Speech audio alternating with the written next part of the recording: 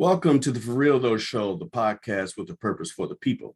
My name is Christopher Keith, and our show today is being brought to you by our friends at QuesoWhaat. Now, if you wonder who QuesoWhaat is, I'm going to tell you, but you have to wait a little while to after the show, okay? So we're going to talk about QuesoWhaat. That's our newest sponsor. That's our only sponsor. That's the first company that has believed in us. I certainly believe in them, and we'll talk about it, okay? So what's been going on? Yeah, lots going on for me. It's funny because I put a lot of work, into trying to have something nice for you guys. When we do a recording, I want to make sure that it's something that you can relate to, something that you feel is relevant. And sometimes I tend to overthink it, you know what I mean? Because even though I don't try to make the stuff perfect, but there is a standard that I try to hold, and that keeps me sometimes from recording. I'm just going to be real honest with you, because I just feel like I have to be in the right space, the right frame of mind and everything. And sometimes it's just not that easy, but I'm pressing through. And this is definitely love, so I'm going to keep on with it. And then sometimes, things get in the way. I work 9 to 5. I got a referee 7 different sports. So I stay pretty busy, but I have to tell you, man, this format is really a love. It's really a labor of love for me. And I'm really glad to share it. I'm really glad that you guys are with me. So thank you for that.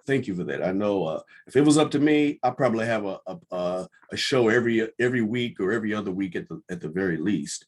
But it just don't work out that way. But I got a lot of ideas. I got a lot of good materials. And actually, mostly all these ideas and even the interviews that I want to do, they're really good. I think they're interesting. And hopefully you do too. But we'll see how that goes, but I'm going to stay with it. And thank you guys for staying with me. So what's been happening with you guys? I guess lately for me, in my world, I live in Ohio. I live in Columbus, Ohio. So we just getting done with our primaries, if you will. And I'm really glad that's over with. Primaries for the midterms, because like on every commercial, all I saw was like every candidate trying their best to be the most Trumpian candidate ever. I look at a guy like J.D. Vance, who actually he won the Republican primary to go to the midterms. He was faced off with like 4 other guys, I think. And all their commercials, man, was just pounding you commercials over and over again. J.D. Vance is interesting in that he wrote a book called Hillbilly Elegy. It's actually a book that I read. It's actually a book that I recommended many of my friends to read because it's an excellent, excellent book. And in it, he talks a lot about his family. They grew up in the Rust Belt area, very countrified, if you will, kind of Appalachian type of situation.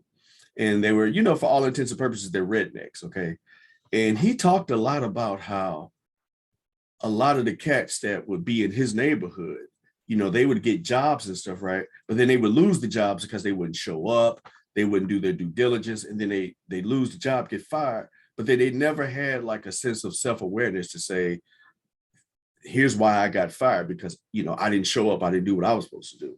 Instead, they would just like, blame the man. You know what I'm saying? Furthermore, they would blame Black folks, for keeping them from having a job. It was really strange, it was really messed up. But he went from that to being a very self-aware guy to now he's just, even when he first started, thinking about politics and running for the Senate, even before that, he was like, yeah, I might have to hold my nose and vote for Hillary Clinton because I can't deal with this Trump dude. He's a racist. He's an idiot, blah, blah, blah. And then, everything changed. He went from that to, Trump is the man. Why? We're not racist because we don't want critical race theory in our schools. Like he totally flipped the switch. And as a result, I have to say, man, as a person who I really respected a lot, again, I didn't agree with all of his views in the book or anything like that, but I thought that he was really a stand-up guy. Well, it turns out J.D. Vance, man, he's a venture capitalist who's seeking power and willing to do anything for it, willing to compromise himself. like many other Republicans, willing to compromise their dignity. So that is what it is. But I'm just glad those commercials are over with for now. I'm sure in September, October, we'll see them again. Primaries, midterms, what else? Supreme Court leak. That's really big in the news. That's really amazing. I find it amazing. I don't find it amazing that justices got up there and lied, when they were being questioned. I'm always finding it amazing when people think that they're so privileged that they can't take any repercussions for their decisions. So for instance, a lot of times people on the right, they tend to call, people who are on the left or on the center, snowflakes and stuff like that. But at the same time, when this leak thing came out with Alito, just shitting all over Roe v. Wade, all of a sudden their protesters are going to their houses. And I mean, I ain't talking about, hell no, we won't go. I'm talking about, some of these have like they're sipping wine and eating cheese and crackers, you know what I mean? They just congregate. And then you got these people talking about they feel bullied and stuff. And it's just like, that's ridiculous to me. Susan Collins, she called the police because they put chalk on, they wrote a chalk message on her front lawn. And we're not even talking about, on her front street rather. And we're not even talking about profanities or nothing like that, right? But she called the police on her. So now, you got the Supreme Court talking about how we're being bullied and stuff like that. And it's just freaking amazing to me. But anyway, that'll all work itself out. People got to get out and vote, do what they got to do, obviously. So, I'm hoping personally that the leak will provoke people who do feel that a woman has a right to make the decision about her own body, that they will, enforce, go out to vote, not just again for president, but for your senators, your congressmen, your mayors, your governors. You need to know what, these people feel about, all the issues.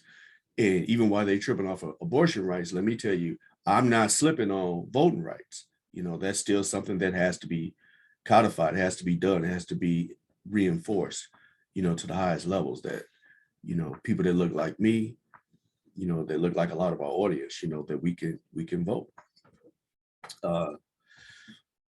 Let's see, last sideline topic before we get to our topic for the day is, I guess, wow, going back, Kevin Samuels.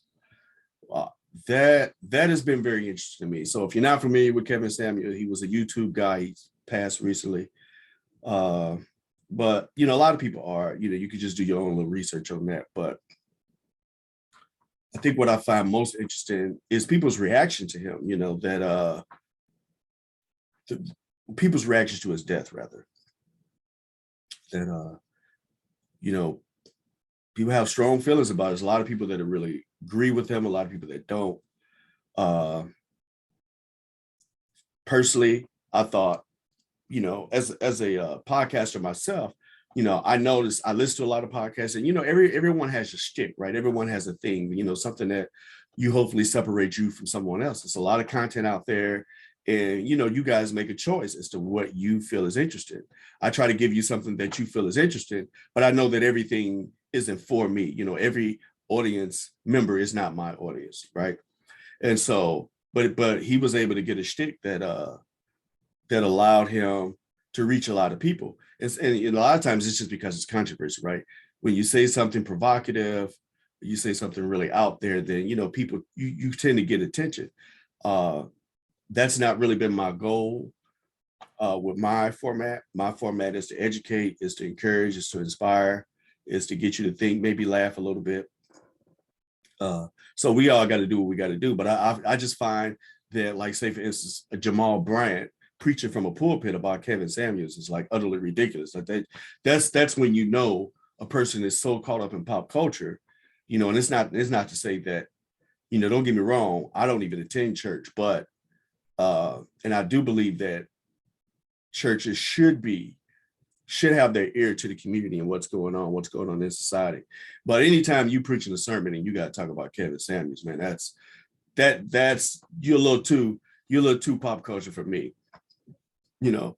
And I guess what I really find interesting, most of all, is that he died on top of a woman, right?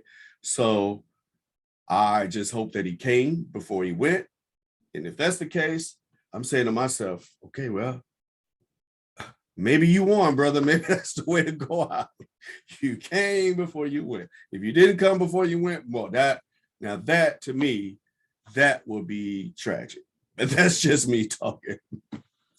Anyway, so enough of the small talk, man. I'm just warming up here, yo. I wanted to talk to you about today about, man, be careful what you ask for. Be careful what you ask for, right? We've all heard that, that expression before. Be careful what you ask for, because you may just get it. And yeah, we want to talk about that, but we want to expand on it a little bit, okay? Because here's the thing. You ask for what you want, and I believe the universe is here to help us get those things. But sometimes, we don't understand that the universe teaches by experience. And when I say that, I mean that, the things that you desire most in life, especially from the inside out, they come from experience. They don't come from knowledge or by a word being imparted into your mind, into your psyche. It's a situation where, you have to experience some things to really learn them.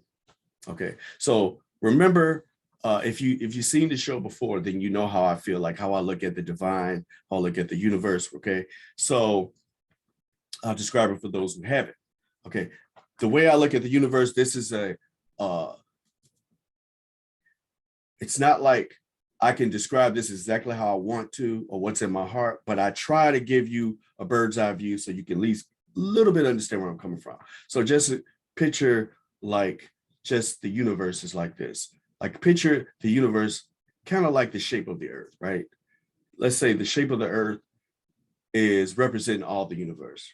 Okay, because I think the earth does say something about the universe. It's already self-sustaining. Okay, so it's already moving, it's orbiting around its planets, it's doing whatever around the sun and all that, it's doing everything it needs to do to survive, right? And there's a current that a set of laws that have already been put into place that allows it to sustain itself, right? And like say, so for instance, let's look at the trees. Let's look at everything on the earth that you can see. You can talk about the trees, the plants, okay, the seasons, right? So what I call the universe, a lot of people may call God, okay? And I'm not here to, debate, my particular faith in God or yours for that matter. But I'm just trying to make a distinction. As a matter of fact, I'm really trying to show where we're a lot more similar than you may think. When I say universe, you may say God. Okay. But I think that a lot of times we put God in a place where the universe is already, the universe, at least the earth, what you can see, has already shown you, what it's doing. So for instance, again, you talk about the seasons, the trees, when springtime comes, springtime, real springtime. I don't mean to like when it's snowing on May 5th, that kind of thing like it's been doing lately. Got all these crazy weather changes, but just typically speaking, when springtime comes, and the grass starts growing, the trees start blooming, flowers start blooming, right? I don't believe that God is making those things happen. I believe that the earth already knows what to do. The system has already been put into play. Okay. And everything supports itself. You talk about the ecosystem, the fish, the coral reef, right? Again, like I talk about the seasons, the insects, how bees pollinate, flowers, and then the flowers will do certain things for us. Everything is self-sustaining in the earth, but it was already made that way. The universe, the earth already made itself that way. So no, I don't believe God is like, okay, seasons change from winter to summer, winter to spring, spring to summer, summer to fall, fall to winter. It doesn't really happen like that. It's already, the earth already knows what to do because it's everything in it, the intelligence, the animals, the ecosystem, everything is connected. So what I try to do in my life is I try to get into that system. So whatever's allowing that system to progress and be a success every single time, where it never fails, it's always on time, even if it's not the time we think. That's how I try to guide my life. I try to submit and get into the same system that the universe is into. So in other words, no one has to tell the tree outside of my front yard when to start, blooming leaves, right? I don't believe God is sitting there going, okay, let me get to that tree. No. It's already in there. And I think that a lot of things in our lives are all already that way. And we don't understand that it's really our choice to make, as to how we grow, how we develop, and, how we improve. So the difference, though, between humans, between animals and stuff like that, even though we are, if you strip it all the way down, we're animals as well, okay? But the only difference is we have the ability to choose. We have the ability to, make some choices with the ability to make various impactful differences on or despite universal principles, right? So in other words, even if that tree knows what it's supposed to do, right? Even if the bear knows when to wake up after hibernation, right? You can still cut the tree down, right? Humans can still do things to the environment to cause climate change that will affect, that universal flow. So that's where humans can just actually make a bigger difference, whether it's for the good or whether it's for the bad. They can, we could create, we could do a lot more. We have the ability to really do a lot more than, say, your regular animal or, that sort of thing. That's where we come into place. Okay. And, and I think that within this, the universe, with that has given us, the abilities and the opportunities to connect and the connections to create and manifest the life that we want. But the process in getting that is not necessarily what we think it's going to look like. So again, thinking about the universe and what you asked for and stuff like that, everything has a price. Everything has a price. And let me give you an example. So you ever heard somebody pray, and like I've heard this prayer before, and it always used to mess me up. Lord, make us truly thankful, like for the food we're about to receive. And I would think to myself, every time I've heard that, I would think to myself, even when I was little, why would you ask the Lord to make you thankful? Can't you just be thankful? Can't you make a conscious decision in your mind to say, you know what, everybody's not eating. This food came from someplace. Somebody had to grow it, slaughter it if it was meat, present it, buy it, whatever. It's a lot of, most people know that there are people out here who are hungry, that there, a lot of nutritionally depleted people out here in the world, in the United States. So, to me, you decide to be thankful. If the Lord gonna have to make you thankful, that to me, or Lord, humble me, Lord, that sort of thing. Why would you want the Lord to humble you? Because if you ask the Lord to humble you, man, it's like, well, you're gonna get humble. Like it's gonna be you asking for trouble, right? As opposed to you just making a decision to be humble, right? Like say for instance, people often pray for patience. Like, so I never ever pray for patience, because patience is really not waiting. Patience is your attitude while waiting. It's your disposition while you're waiting. So I've never said like, Lord, make me patient. Again, you just ask if to wait. So what I do when I'm in a situation where I have to wait, or if I'm caught up in a traffic jam, if I'm in a big long line, I say to myself, I just try to breathe and be like, hey, there's nothing I can do about it. There's nothing I can do about it. I might as well just chill. It's out of my control, right?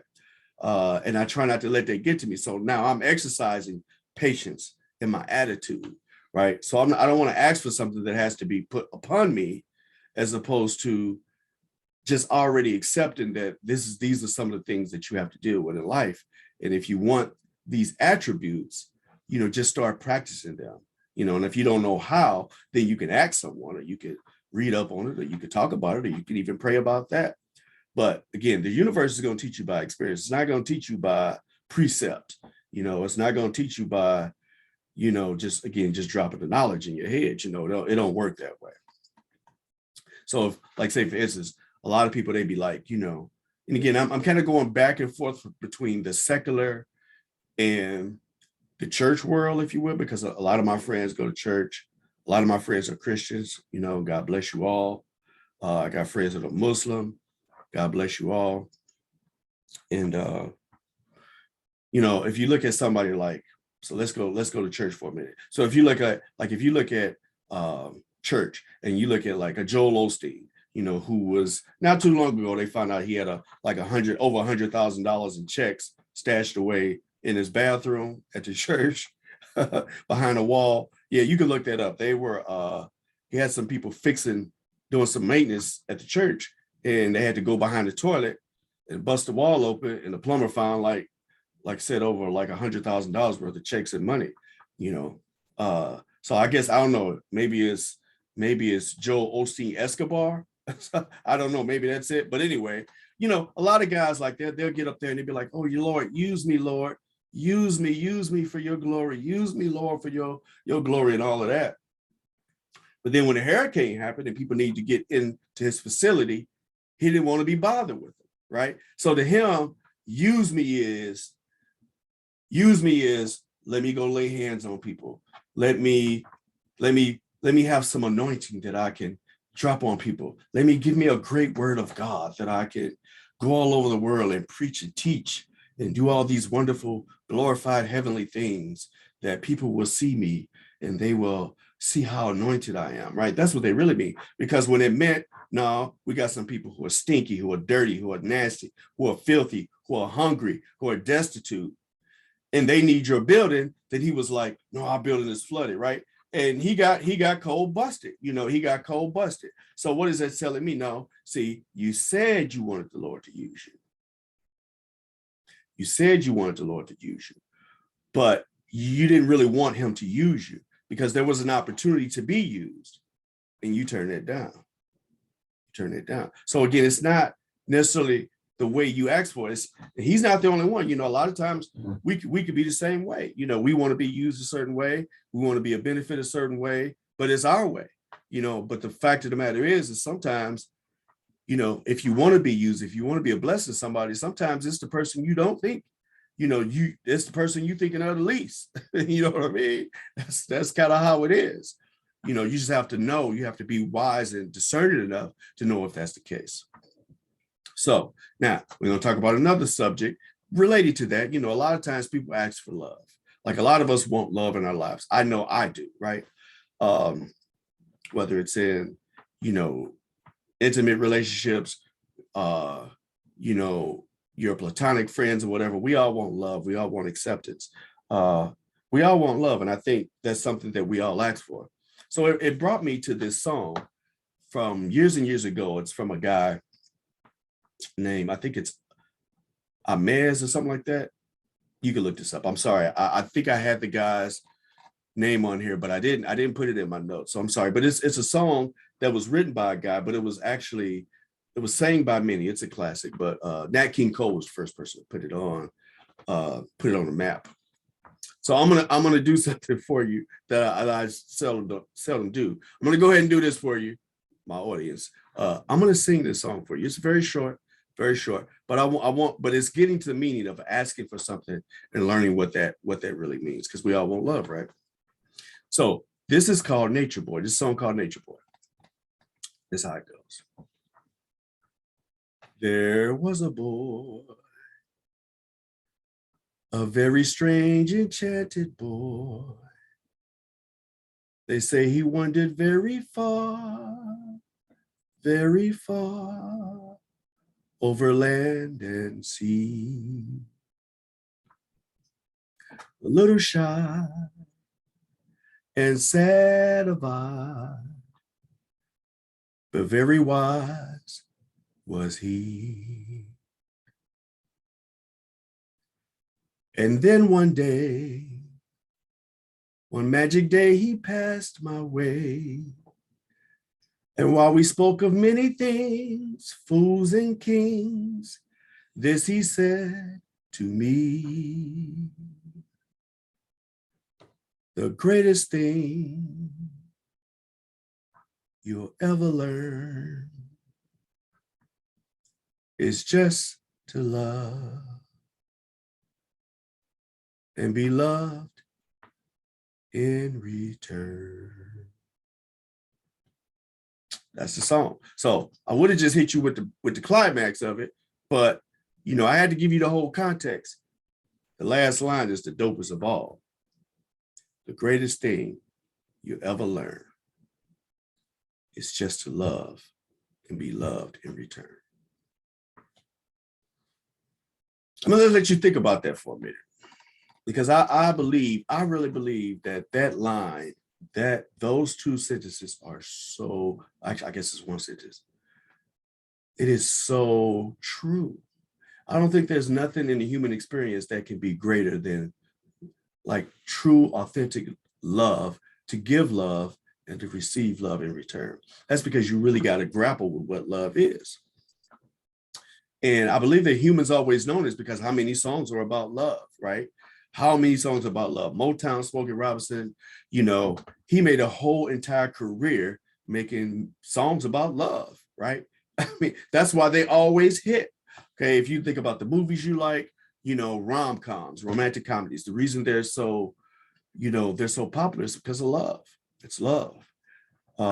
Lifetime movies, Hallmark movies, you know, it's love. Like it's love and tragedy, right? It's love, you know, it's trying to get it, overcoming, you know, things that keep you from love, that sort of thing. So let's talk about love. Let's talk about, you know, we're not going to do a whole deep dive into it, but just from a surface level, you know, what love is, how it manifests, you know, what it looks like. You know, one thing about love that I find is that, you know, it always involves vulnerability. You know, it always involves taking a chance. If you know, a closed fist, you know, closed fist can't give or receive. You know, so initially when there's love, you have to, love is taking a chance that you could be rejected, that you could be hurt. You know, it could be painful, you know, suffering. You know, there's no love without suffering because it goes beyond, you know, your logic. You know, it's the destruction of your ego. Love is the destruction of your ego. You know, if you go to church, if you believe in the Bible, you know, 1 Corinthians 14, you know, breaks it all down about what love is and what love isn't. And it's a really incredible thing, you know. So even like, let's talk about intimate relationships, you know, and I would say intimate relationships as well as your closest friends. You know, there is always going to be, you know, how you can see it. Love, it's going to be, you know, you can see a lot of desire. You're going to see a type of hunger. You see giving, right? You know, you love somebody, you want to give them gifts. You want to give them something nice. You know, you might want to cook for them. You know, you want to, you know, take them somewhere nice, right? You know, you want to treat them. You know, you do things and you give them access to your heart, access to yourself that you might have not given to others. You know what I'm saying? I always say, like, people know me. They used to say this when I used to work at this payroll a couple of years ago. I had somebody walk up to me and they was like, Chris, you know what? Man, we know you. You know, you're a nice guy. You laugh and joke. You know, you seem pretty smart. You know, you're outgoing. You know, really, I'm an introvert. I'm an introvert who likes people. So that just really means that I can hang around people, you know, and I can congregate here and there. But at the same time, the only reason I'm able to do that effectively and to bring a light is because I have my downtime. I have to have my down alone time to think and refill and put things in myself. So therefore I can give things out. But without that, I wouldn't be able to do it. So I'm not just a gregarious, outgoing person like that. But a lot of people think that. But anyway, this person said, we know you, but we don't know you. Right. And I believe that that's always, you know, subconsciously, it's probably always been by design, because to get to know me, who I really am, you know, that's something that I have to give you access to. I have to give you access into my inner workings, what makes me tick, what makes me cry, what makes me hurt, what pisses me off, what brings me joy, right? Or, you know, how I look at life. You know, so, you know, when you're talking about love, you know, that we're talking about access, right? Talking about access. And, you know, you may love someone to where, you know, you're willing to give them an organ, right? You know, I know of siblings, you know, who've given each other organs. I've known husband and wife, you know, one of them had a kidney go bad, you know, kidney transplant, you know what I mean? That's love, right? And so, you know, there's a lot of, you know, and then there's this other side thing to love too. There's a side thing that says no matter how you feel about a person, no matter how much you see in them, no matter how much you want to do with them, no matter how much you want to be with them, blah, blah, blah, all that's wonderful. Oh, it's so wonderful, all that. Guess what? There's a flip side too, that love is also giving that person who may be the object of your love the freedom to tell you no, the freedom to say, hey, that's cool. I'm glad, you know, that's nice that you feel that way, but that's not what I want. I don't want you, or I don't want you this way, or what have you. And love will have that same level of acceptance and joy, even in that rejection, because it's going to say, you know what? Love is never going to be selfish.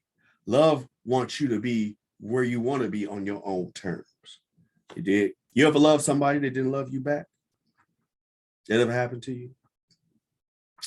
Yeah, I feel you. I feel you. So, you know, but if you love somebody who don't love you back, you know, you would never do anything to change the situation. You would never do anything to change the situation, because you want that person. You love will always offers freedom of choice. So like there's been people who say, you know, for decades and decades, you know, you remember I used to hear this: if you love someone, then let them go. And if it's for you, they'll come back to you. And you know, it sounds all, you know, it sounds kind of hooky and hippie-ish, but it's the truth.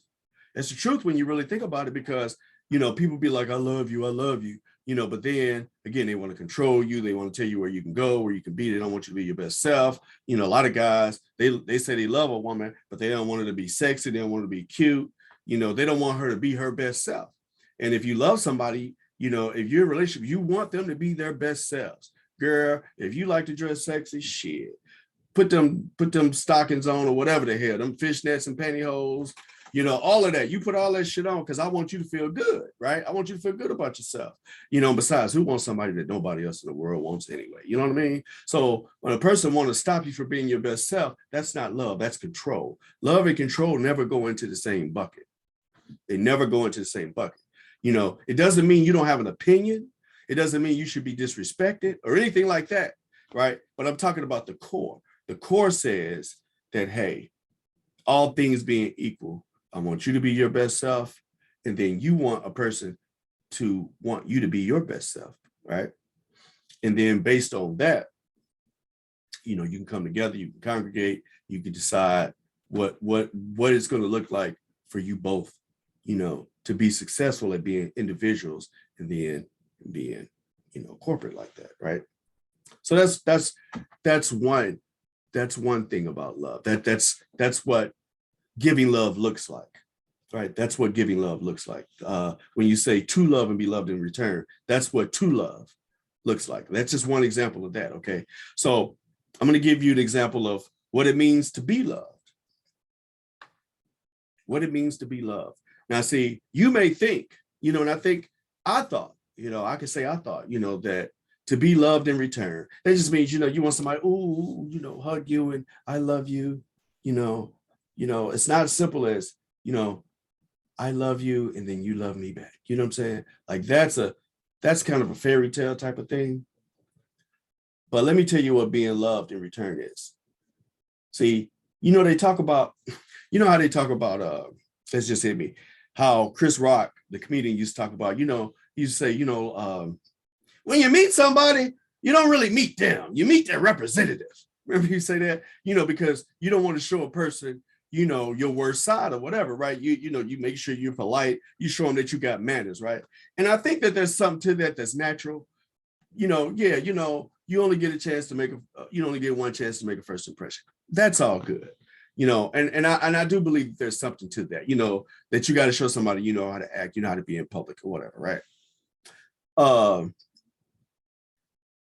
But at the same time,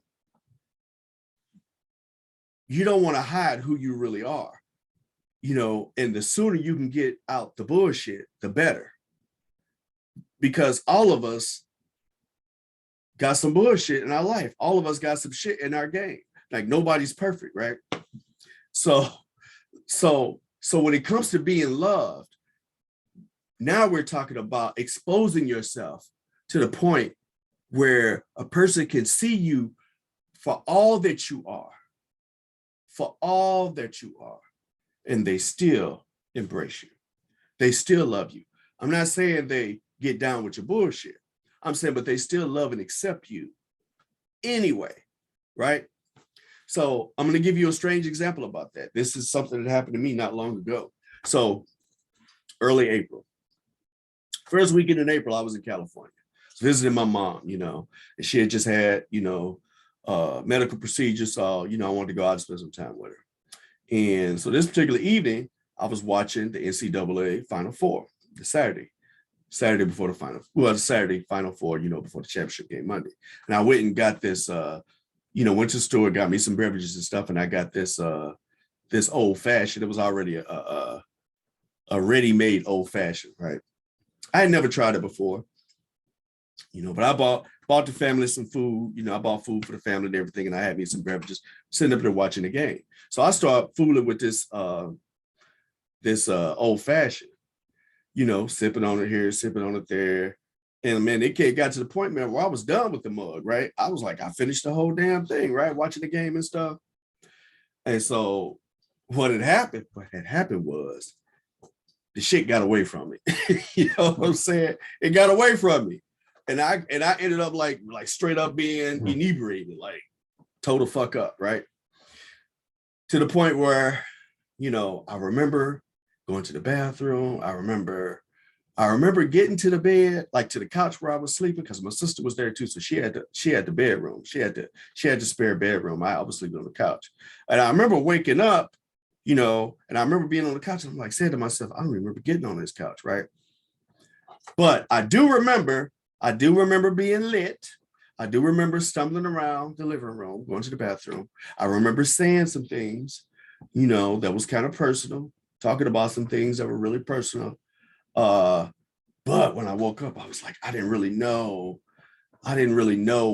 what was heard, what was just in my mind, or what was reality. Like everybody heard, right? So we sitting there having breakfast and stuff, me, my mom, and my sister. And my sister goes, so Christopher, while we're all here, let's talk about the elephant in the room. So my sister's a therapist. So that's just kind of how she approached stuff. You know what I mean? She's kind of person, she ain't gonna beat around the bush, she ain't gonna bullshit you. You know what I mean? It's gonna be like, hey, why don't we let's talk about the elephant in the room. It was real, you know, it kind of reminded me of my old therapist, Miss Francis. Bless her heart, God bless her soul, who was just the best. So we got to talking about it, you know, and you know, and so I'm sitting there talking to my sister, my mama's sitting there, you know, and we talking about it, you know, and we was like, yeah, you know, you was this, you was that, you know, you was stumbling around and this, that, and the other. And I'm like trying to see what's going on. And so my mama is like, oh, you hear Chris talking, this, that, and the other, you know, and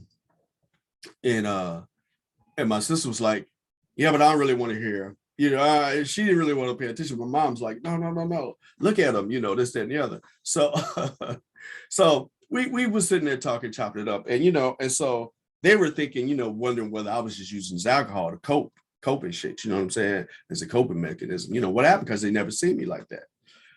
And they both know I drink, you know, it's just the other, but they didn't know, they never see me like that, like neither one of them has. And it really just got away from me. It was as simple as that. But My mom sat there, man, and I could just see this look on her face. First of all, my mom worries about me. Okay. She worries about both me and my sister because I haven't lived with her since I was 14. So, but we're extremely close, and there's a lot of distance between us, in terms of physical distance. So she worries, she's a mother hen. That's what she is. But this particular point, man, she was sitting there, man, and she was disappointed. And you know what she told me, man? You know what she told me? She was like, I was embarrassed. I was embarrassed. So my mother, here I am, 55 years old. My mother had never in her life told me that I embarrassed her, right? And that just broke me. That just broke my heart, And even my sister was like, you sitting here with, two of the women that mean the most to you in your life, you know what I'm saying? And blah, blah, blah, And I remember like, man, don't get me wrong. We talked, we was good, but that never left me. That feeling of letting my mother down and putting her in that situation, embarrassing her, as she said. When I left to get on the plane, that weight was still on me. I still felt really bad about that. But we were sitting there talking, about it. We was chopping it up, and we got it all out. You know what I'm saying? And what the cool thing is, but this is what I'm talking about love. Like both my mother and my sister, they were straight up with me, right? No bullshit, no chasers, no, ooh, let me make you feel good. It wasn't none of that, right? But at the same time, there was no condemnation. There was no judgment either, right? And when we got done with it, Mom's was like, all right, well, we don't need to talk about that no more, right? And I remember, I had my head down. I was just thinking, I was a little ashamed because, she had said she was embarrassed. So I kind of had my head down like this. But I was really just thinking. And she was like, get your head up. Get your head up. Look at me. I'm like, look at me. So I had to look at her, And I remember asking her later on, was she cool? And she was like, oh, no, we family. You know what I'm saying? It ain't like that. You know what I mean? We don't look at you differently, And so that's what receiving love is. See, receiving love in the ultimate is when you out on your ass, when you're not your best self, with that, you know what I'm saying? When you embarrass your mother at 55 and had never embarrassed her before in your life, right?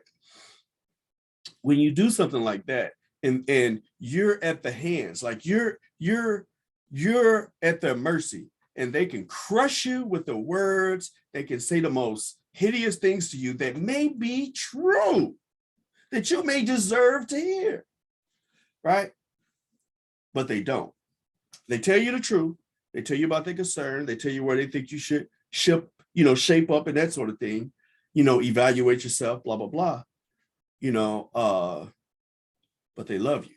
See, that's to be loved in return is to be out on your ass, with nothing to get, nothing to give, nothing of good substance to give or to offer. And then the person or the people that you're surrounded by say, I love you. I got you. I got your back. Don't worry about it. Nobody else is going to hear about this. You know what I mean? They're not going to go tell everybody. See, I'm telling it because that's when I felt a sense of love. That was one of the things that inspired this podcast, because it was receiving that level of love. Again, because, I am an accomplisher. I am a person who has a certain amount of pride, how I present myself, especially to the people who I love, right? Especially to my mother. I respect my mother. I'm 55, you know what I'm saying? But when I go to my mama's house, it's still my mama's house. Don't get me wrong, we got our own language, we talk, we be cussing, you know what I'm saying? And she accepts me for who I am, and we can laugh, joke, like we're really in there with each other, right? I don't have to pretend to be something that I'm not. I don't have to hold anything back, but they're still my mother, and I still respect her as such. So there is a fine line, right? And that particular night, I crossed that line by, drinking too much and, letting it get away from me, But at the same time, man, it was a blessing. It was a blessing because I got to see a level of love, that I knew I didn't deserve. And that's the thing, right? One thing about, that's one thing about it, man. The best things in life, man, you never really deserve it, but I think we spend so much time, and I know I've spent a lot of time, you know, feeling like if you do enough good things, people will love you. If you do enough good things, if you're good enough, with gifts, if you're good enough in bed, right? That you do all these great things, that they'll love you. Well, the honest to God's truth is none of that shit matters. None of that shit is going to make a person love you. It may be convenient, it may be nice, but your serious level of dedication and efforts may be appreciated, but they would never, never be sufficient enough to where a person is going to love you for that. It's just not how that works. Love, is not just a feeling, it's a decision. You have to decide, that this is where you're going to place your trust. This is where you're going to invest your heart, right? And again, that's just not in relationship, that's in your platonic relationships too, but yeah, definitely in your intimate relationships. It ain't enough standing on a, swinging from the chandeliers. You can do, you could buy a house, you could buy a car. If that girl don't love you, Johnny gonna be in your car somewhere. You know what I'm saying? That's the truth, man. That's the truth. That's truth. And let me tell you something. That's the truth that I learned the hard way. I'm just, I'll let y'all know. No bullshit. You know what I'm saying? I'm gonna let you know, fat meat ain't fat. And people they say, don't believe fat meat greasy. I know fat meat greasy, Jack. So, that's why. Then this is why you have to learn to love yourself first. Because you have to have that to stand on. You have to know how to hold yourself accountable, yet be good to yourself, yet give yourself grace. Yet give yourself grace and compassion, when you blow it, when you do things like that. So there's a balance to all of it, you know what I'm saying? And then, I said the universe is cool because, one thing about it is there's an old saying, when the student is ready, the teacher appears. And that's the cool thing about the universe. So, so I tend not to, pray for things that I can do for myself. You know what I mean? So, I pray for things that have to be a miracle, but outside of that, if I could do it myself, I'd do it. But that's where the universe comes in, is that you may have a need, right? You may have a desire, to do something, to be something better. And when you're ready for that step, what ends up happening is a relationship opens up, you meet somebody who really put you on, who put you onto that job, who gave you a bit of wisdom or whatever. That's how that works. That's how that works. That's where I always want to be, in connection with the universe that way. So, there's always a balance. There's a balance in everything, but I really believe that, most of what we need is already here. We just have to receive it, accept it, and be down with it. So anyway, you ever think to yourself, like, you keep having the same test over and over again in life. Like, I've been through that. I've been through a point where something would piss me off and it would just take me over. And then it would happen again. Then it would happen again. And I may be disappointed with my own reaction, but I'd say, man, you know what? I keep dealing with this test, but I keep flunking the test. See, that's the universe. That's the universe is giving you an opportunity to overcome that thing, and be greater than that thing that you want to do. But you're going to have to experience it. So if you got an issue with your temper or something like that, and you flop off, you don't want to be that kind of person, what's going to happen is, if you're really sincere about that, well, it ain't just going to be some magical, sprinkle dust that's going to fall on you and make you calm. What's going to happen is you're going to run up against some bullshit. Somebody going to test you. And then you have to recognize the moment that that's where you are right now. And then you say, okay, all right, let me take a couple breaths. I see what's going on. I'm telling you, man, that has happened to me, where I was like, okay, I see what's going on. Okay. Well, instead of doing what I did the last 17 times, on time 18, I'm going to do this. And then what I found out happening is, man, I might get that test again one other time, and that's it. That's it. Then all of a sudden, you know, I don't really have that issue no more because I grew, right? Same way with other areas in your life. You ask for something, you ask for something in your character, you ask for something in your business, in your walk of faith, or whatever it may be.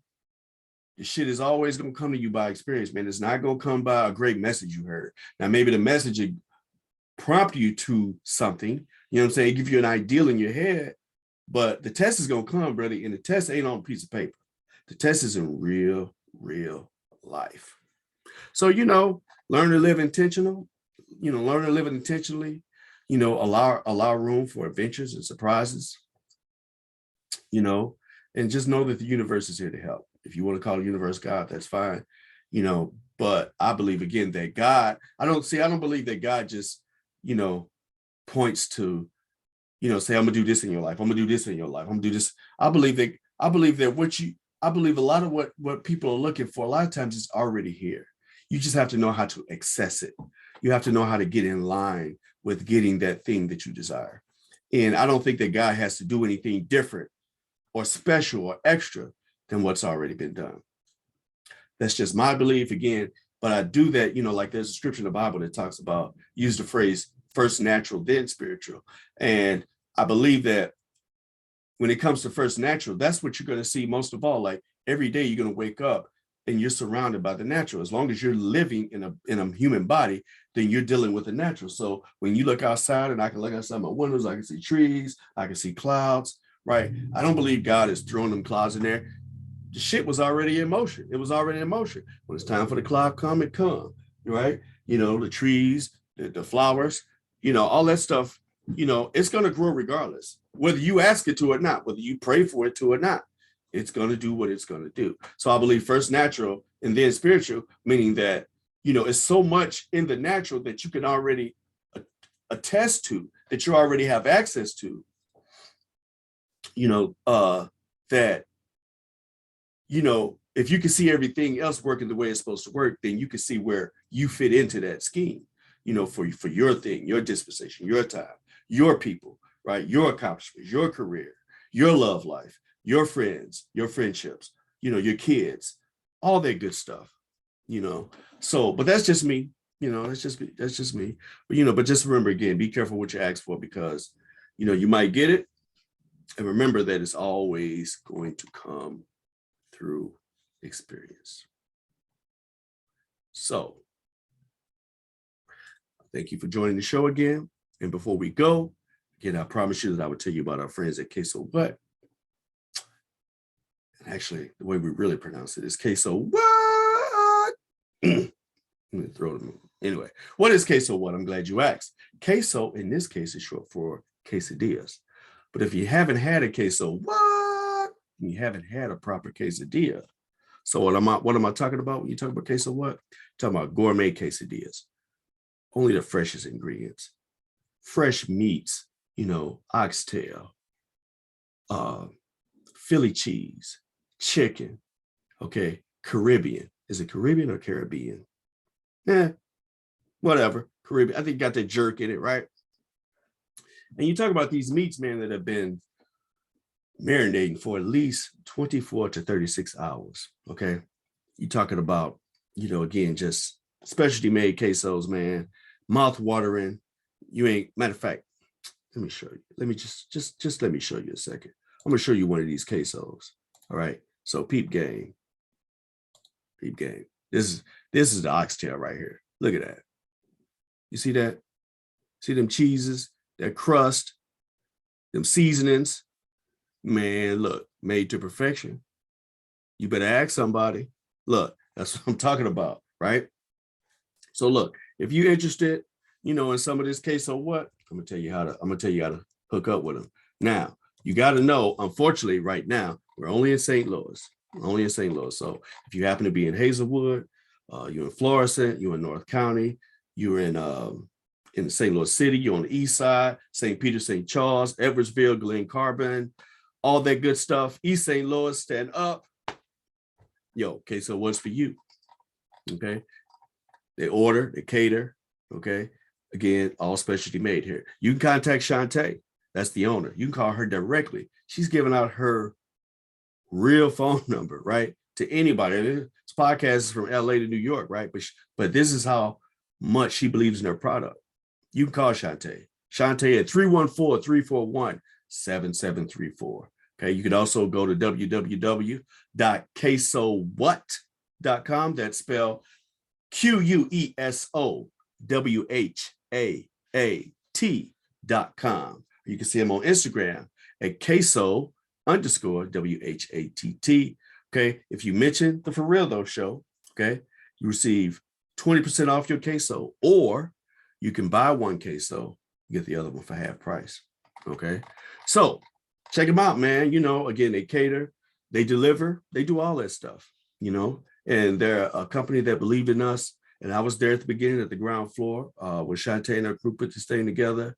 I was there for the taste testing. I've been there for 2 of the pop-up shows, and they've sold out every single time. So, you know, hey, do yourself a favor. If you're in the St. Louis area, shout them out, hook up with them, and, you know, hey, take advantage of the promo code. All right. So, yo, check y'all later, man. Appreciate you enjoying the show. Thank you for your patience with me. And we'll look to bring you some more content soon. Okay. Peace. You guys take it easy. Stay safe out there.